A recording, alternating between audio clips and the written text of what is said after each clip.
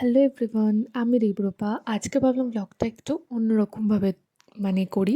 অন্যরকমভাবে ঠিক না, সবাই তো এরকমভাবে করে। তো তাদের থেকে একটুখানি লার্নিং নিয়ে আমি এভাবেই ব্লগটা আজকে ভাবলাম স্টার্ট করব। তো সকালবেলা উঠে পড়েছিলাম। সকালবেলা উঠে আমি আগে হনুমানজির নাম নিয়ে নিই।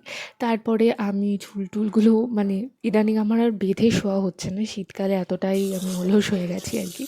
তো যাই হোক, এখন যেহেতু ওয়ার্ক ফ্রম হোম চলছে, তো ঘুম থেকে ওঠার অতটা তাড়া থাকে না। তারপরে তো একটু মুখ-টুক ভালো করে ফ্রেশ হয়ে নিচ্ছিলাম। এই শীতকালে যখন ঘুম থেকে উঠে ঠান্ডা জলটা চোখে মুখে দেওয়া হয়, সত্যিই অনেকটা রিফ্রেশ ফিল হয়। তারপরে একটু আমি রোদে চলে যাই, কারণ আমাকে ডাক্তার প্রচুর পরিমাণে আমাকে শরীরে রোদ খাওয়াতে বলেছে। তো গাছগুলোকে দেখি, খুব একটা গাছ নেই। আর এই কলকে গাছটা যবে থেকে কিনেছে একটাও ফুল দেয়নি, শুধু বেড়েই চলেছে। আর এখন ফল টল খেয়ে ফলের খোসাগুলো আর বাইরে ফেলা হয় না, এই গাছের গোড়াতেই দেওয়া হয়, যাতে একটু সার-টার হয়ে গাছগুলো একটু ভালো হয়, একটু ফুল টুল দেয়। অনেকদিন ধরে ভাবছি কতগুলো গাঁদা ফুলের চারা আনবো, তো জানি না কবে আনতে পারবো। তবে হ্যাঁ, এটা কিন্তু নীলকণ্ঠ ফুলের গাছ না, এটা হচ্ছে সাদা কণ্ঠ। যখন লাগিয়েছিলাম ভেবেছিলাম নীলকণ্ঠ, কিন্তু পরে ফুলটা হওয়ার সময় দেখতে পেলাম এটা সাদা কণ্ঠ। তো কিছুক্ষণ আমি একটু রোদে দাঁড়িয়ে নিই। সকালবেলার এই রোদটাই হচ্ছে আমার শরীরের জন্য উপকারী। তো দাঁড়িয়ে নেওয়ার পর তারপরে বিছানাটা তুলতে গেছিলাম, বাসি বিছানাটা তুলে ভালো করে পরিষ্কার করতে গেছিলাম, কারণ এটাই হচ্ছে আমার এখন অফিস।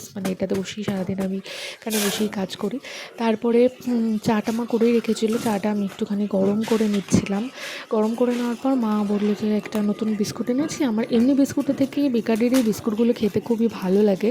বিভিন্ন ধরনের বেকারির বিস্কুট পাওয়া যায় আমাদের পাড়ার একটা কাকুর দোকানে।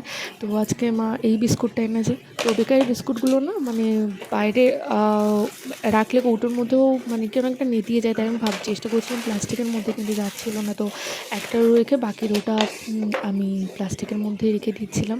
তারপরে চাটা মোটামুটি গরম হয়ে যেতে, আমি খুব একটা বেশি চা গরম খেতে পারি না, তাই জন্য মা বলে তুই ঠান্ডা চাই সারা জীবন খেয়ে যা।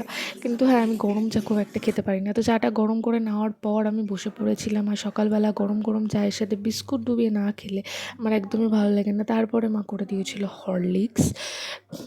আর তারপরে আমি বসে পড়েছিলাম। আমার কাছে কিছু সকালবেলা গুডস কল ছিল, সেগুলো আমি শুনছিলাম, এই যে আমার অফিসের।